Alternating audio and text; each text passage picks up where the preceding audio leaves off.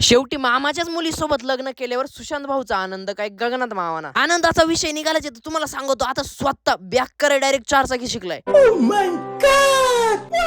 पण एक विषय झालाय रे, मला गाडी फक्त पहिल्या गेअरवर चालवती ती आणि वरून आहे ना मला अजून अंदाज नाही. घरच्या म्हणलं गाडी शिकायचे क्लासेस लावण्यापेक्षा ना आपण एखादी चिप्पड मध्ये आल्टो घेऊन टाकू, मग गाडी पण शिकल आणि पावसा पाण्यात फिरता येईल.